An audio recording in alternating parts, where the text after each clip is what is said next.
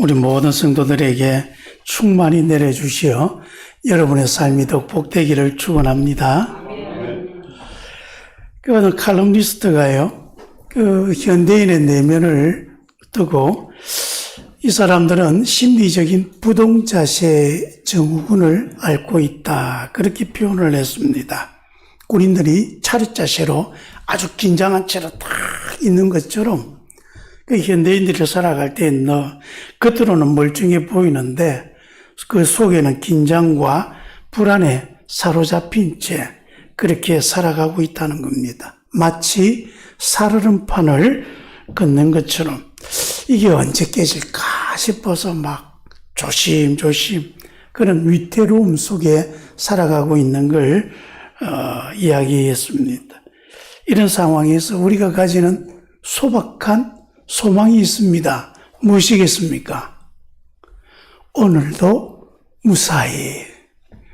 그래서 우리가 살아가면서 오늘도 무사히 잘 지냈다. 오늘 시편 15편의 말씀, 다윗이 지은 시입니다. 이 시의 시작은 누가 주의 장막에 머물 수 있겠습니까? 그렇게 시작했는데 그 마무리를 보니까 이런 사람은 결코 흔들리지 않을 것이다. 그 흔들리지 않는 인생이다. 그렇게 끝을 맺습니다. 하나님의 장막에서 살고 싶은 그 간절한 마음으로, 그래서 그것을 찾아보려고 그 문제를 해결하기 위해서 고민을 해보았더니 그 문제를 풀다가 마침내 다다른 결론이 무엇이냐? 내 삶은 흔들리지 않을 것이다로 이렇게 끝나는 겁니다. 오늘도 무사히 정도가 아니라 늘 형통하게 또 마음 든든하게 그렇게 살아가는 비결을 우리에게 가르쳐 주고 있는 것입니다. 여러분 어떻게 흔들리지 않고 든든하게 살아갈 수 있습니까? 오늘 다윗은 보니까 누가 주의 장막에 머물 수 있습니까? 라는 질문으로 시작합니다. 이 장막과 거룩한 산은요, 단순한 장소가 아닙니다. 하나님의 임재, 하나님의 보호, 하나님과 친밀한 교제를 하는 바로 그런 모습을 두고 말하는 것입니다. 시는 단지 성전에 누가 출입할 수 있는가 자격을 묻고 있는 것이 아닙니다. 하나님과 동행하며 하나님의 임재에 거하고 그리고 하나님의 은혜 속에 요동하지 않는 평안과 기쁨을 누리고자 하는 간절한 마음을 표현하고 있는 것입니다. 하나님의 말씀 위에 그분의 사랑과 은혜 위에 세워진 그 삶은요, 흔들리지 않습니다. 든든합니다. 그래서 시편 1편에 뭐라고 이야기합니까? 그는 시냇가에 심기운 나무처럼 그 계절에 관계없이 늘 푸르고 결실하고 그 삶에 생명력이 넘친다.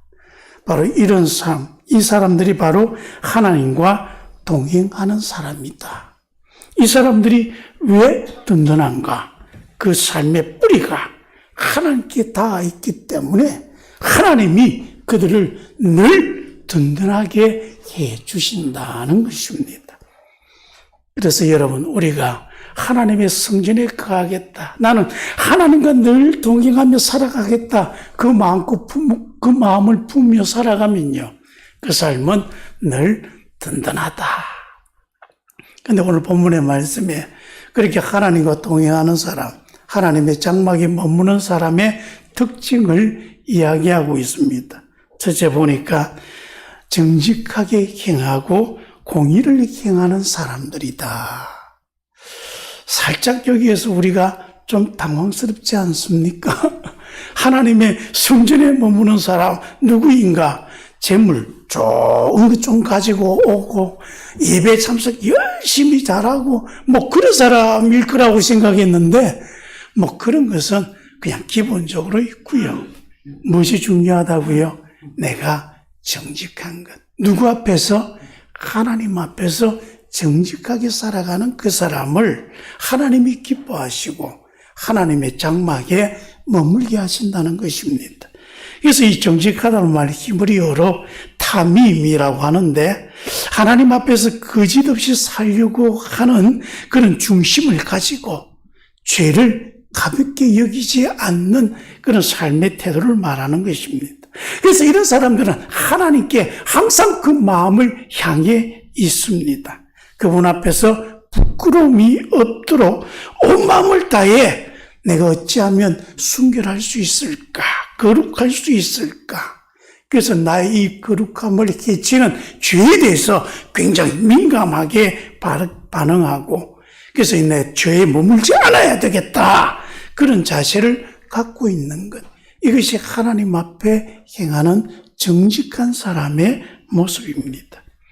그리고 마음으로 진실을 말하는 사람입니다. 내면과 외면이 일치하는 사람입니다. 그래서 말과 행동이 따로 놀지 않고 이것이 서로 연결이 되어 살아가는 것입니다. 여러분 겉으로는 신실한 척하지만 속으로 음란하거나 시기하는 마음을 품고 있다면 이걸 두고 가식이다, 위선이다 그래 말합니다. 여러분 하나님은 우리의 중심을 바라보십니다.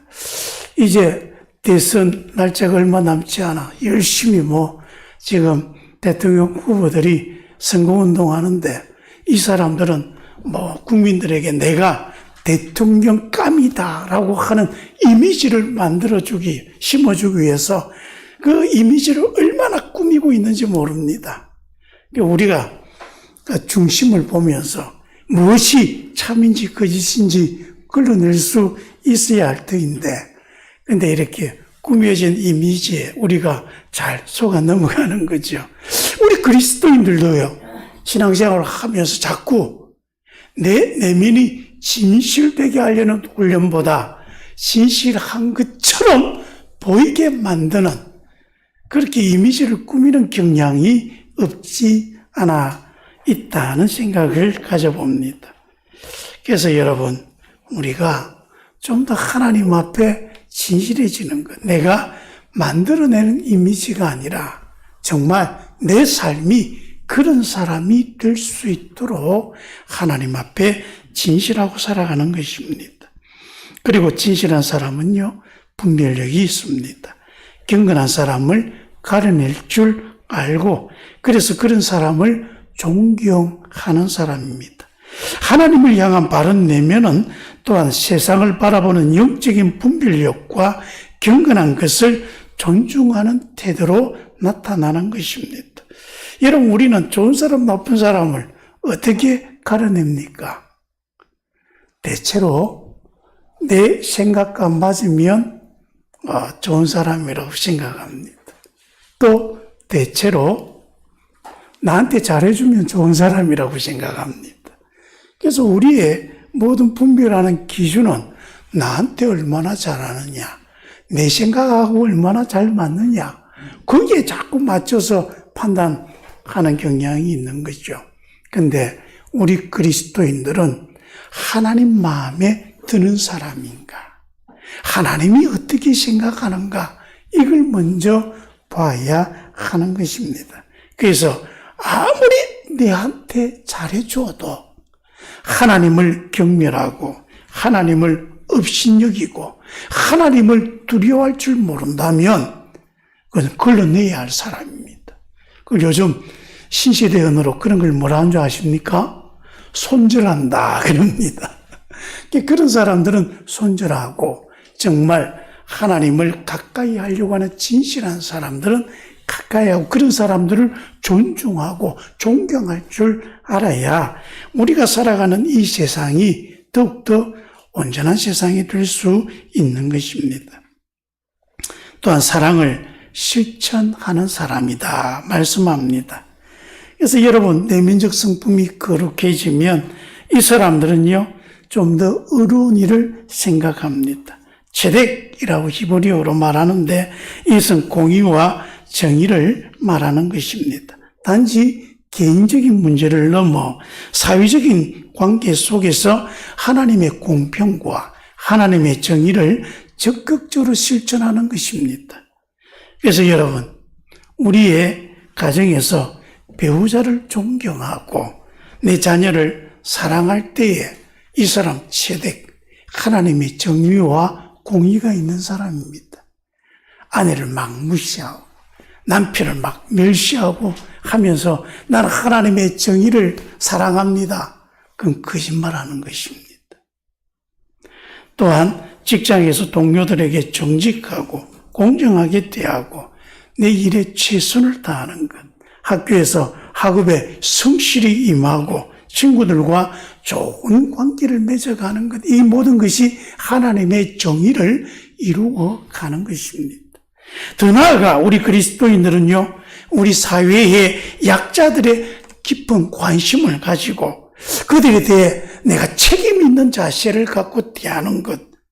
그래서 우리 주변에 여전히 있는 가난과 질병, 불평등, 억압, 이로 인해 많이 고통받는 사람들의 아픔을 외면하지 아니하고 마치 그것이 내 아픔인 것처럼 생각하며 그들의 아픔에 공감하고 그들의 필요를 채워주고, 그래서 우리의 재능과 시간, 우리의 물질을 나누어 주는 것, 이것이 하나님이 기뻐하는 정의로움입니다.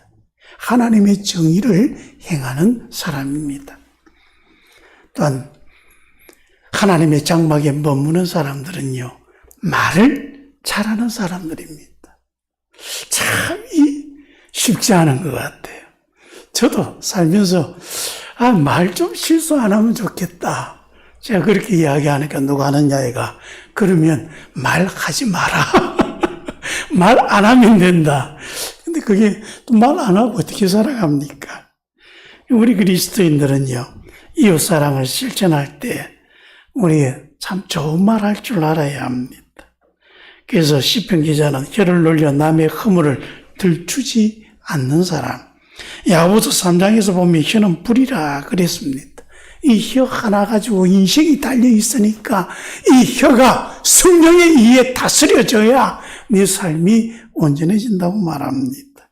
그래서 여러분, 이 말 우리가 어떻게 해야 될 것인가? 그래서 하나님 앞에서 늘 생각하고 말하는 습관을 가져야 하는 거죠. 그래서 남 험담, 비방, 거짓증언, 다른 사람들의 약점을 들추어내고 다른 사람들을 부끄럽게 만들고 다른 사람들을 조롱하고 그리고 확인되지 않는 그런 소문을 퍼뜨리고 이런 것 우리 그리스도인들은 하지 않아야 합니다. 어울리지 않는 것입니다. 근데 하지 않아야 되는 줄 알면서도 쉽지가 않습니다. 만나가지고 내가 남에 대한 약점을 갖고 있으면 그걸 이게 그냥 잊어버리는 게 쉽지가 않지. 입이 막 간질간질해가지고 그래서 여자들이 한 3명 모이면 화장실을 못 간다고 그럽니다. 화장실 가면 내 욕할까 싶어가지고. 그래서 여러분, 우리 그리스도인들은 다른 사람의 인생을 파괴하는 그런 언어는 어떻게 하든지 하지 않도록 단호히 거부하고 또 다른 사람을 칭찬하고 격려하고 위로하고 권면하여서 그 사람의 인생을 자꾸 세워주는 그런 말, 이것이 하나님의 장막, 하나님과 사귐을 갖는 사람들의 모습이다.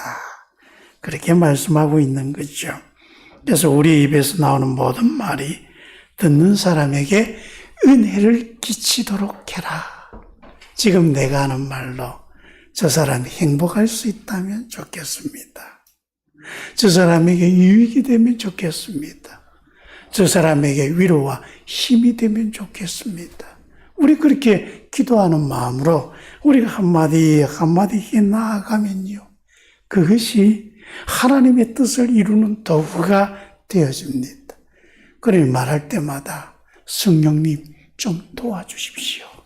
한번 좀 따라해 볼까요? 성령님, 내 말할 때마다 좀 도와주십시오.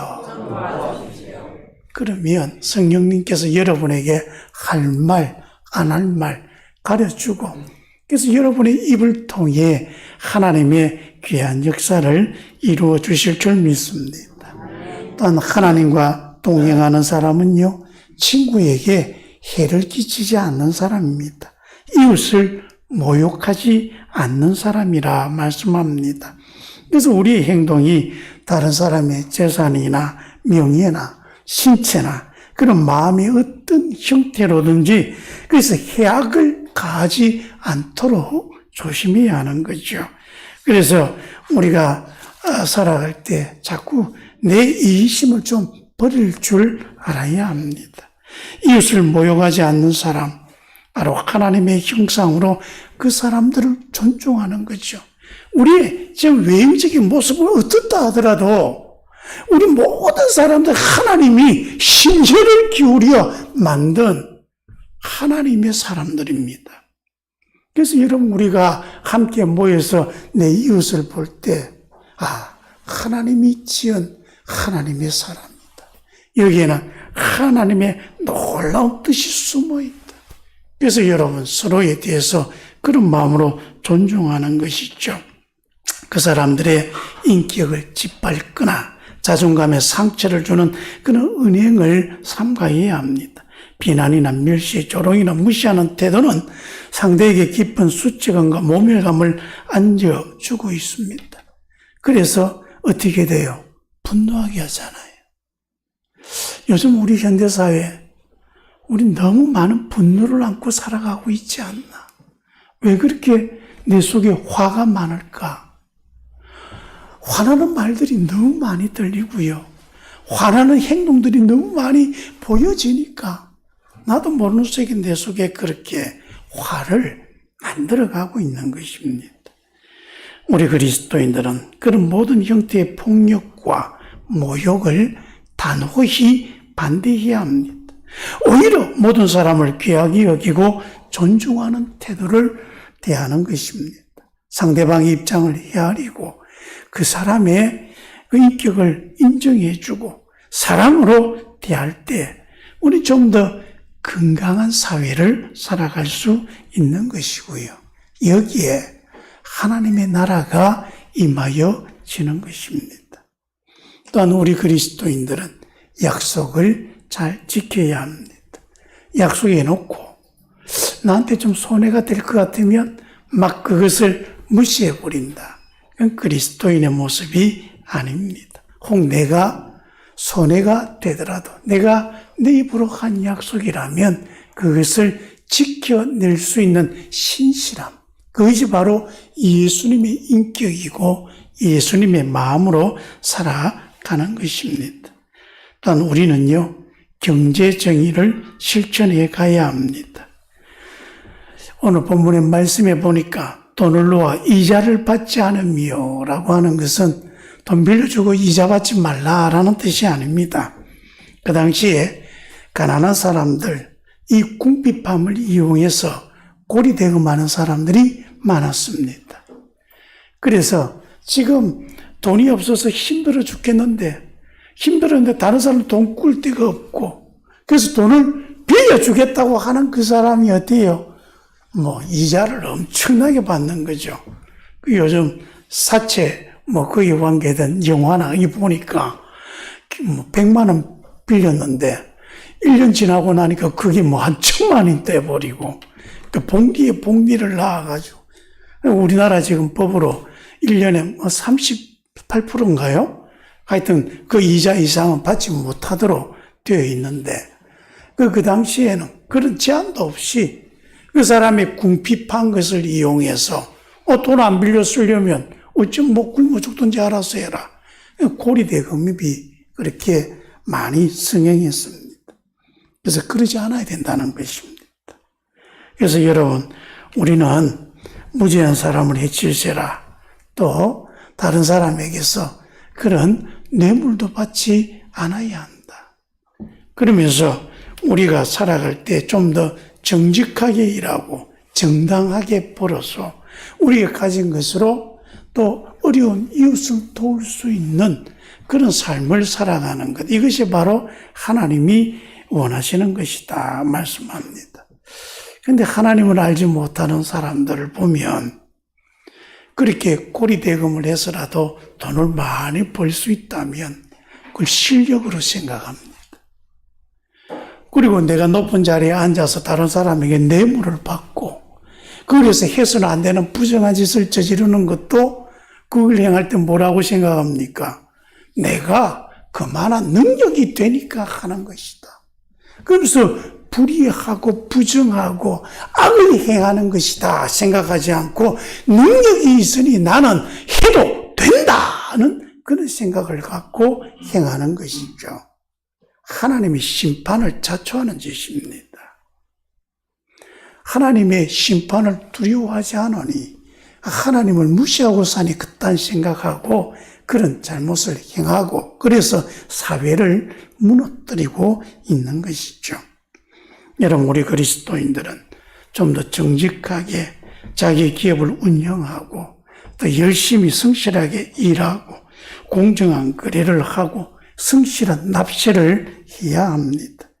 그래서 불의한 방법으로 이익을 추구하거나 다른 사람을 착취하거나 사회 약자들의 그 어려움, 그걸 이용해 자기의 이득을 챙기는 그런 사람이 아니라 도리어 사회적 약자들의 그 어려움을 내가 이해하고 도와주는 사람, 이것이 바로 하나님의 장막에 거하며 하나님과 교제하며 살아가는 사람의 모습인 것입니다. 여러분, 우리의 주인은 누구입니까? 하나님이 우리의 주인입니다. 우리에게 주어진 모든 물질들, 내가 갖고 있는 모든 환경도 다 하나님이 주신 것이고 하나님이 주인입니다. 그러므로 이건 다 하나님이 내게 맡겨놓은 것이다 생각하고 좀 더 정직하게 벌고 지혜롭게 사용하고, 더 나아가 도움이 필요한 이웃과 사회를 위해서 우리 재물을 나누어 줄 아는 그런 넉넉한 책임감을 갖고 사는 것입니다. 제가 상당히 부자를 알고 있습니다. 부산에서 아마 그분이 제일 현금이 많다고 제가 들었습니다. 그분하고 대화하면서 장로님은 늘 어떻게 그렇게 많이 버셨습니까? 라고 하니까 그분 하시는 말씀이, 나는 돈 벌려고 돈 번 게 아니라 하나님 일하고 싶어서 돈을 벌었는데 그러다 보니 나도 모르게 부자가 되었습니다. 그분이 가지고 있는 돈 가지고요, 얼마나 좋은 일을 많이 하시는지 모릅니다.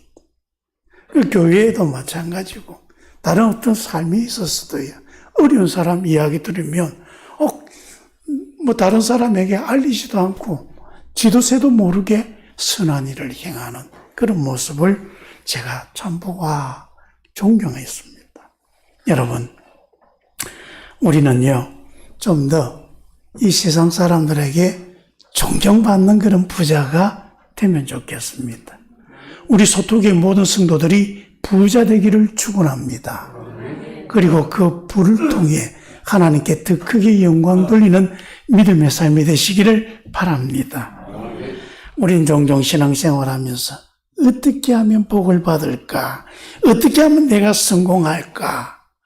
여기에 관심을 더 많이 가지는 게 아닌가 생각합니다. 근데 이제는 좀 수준 낮은 그런 소망입니다. 수준을 좀 높여 가시면 좋겠습니다. 그 수준 높은 것, 다윗이 오늘 뭐라고 이야기합니까? 나 어떻게 하면 하나님의 장막에 거할 수 있을까? 그 고민을 하는 것이죠. 그래서 여러분, 우리도 이제는 내가 어떻게 하면 하나님과 좀 더 잘 지낼 수 있을까? 하나님과 어떻게 하면 좀 더 친하게 지낼 수 있을까? 하나님의 보호와 은혜 속에 살아갈 수 있을까? 여러분, 하나님을 수단으로 삼아서 세상적인 것을 얻으려고 하는 신앙은요, 모래 위에 지은 그런 집과 같습니다.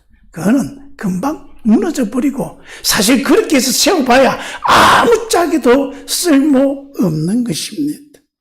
하나님 자체를 목적으로 삼고 하나님 속에서 내가 살아가겠다. 내 인생은 하나님 안에서 이루어지는 것이다. 그렇게 살아가면 그 집은 무너지지 않는 반석 위에 세운 집과 같은 것이고, 그 삶은 무너지지 않는 견고한 성과 같습니다.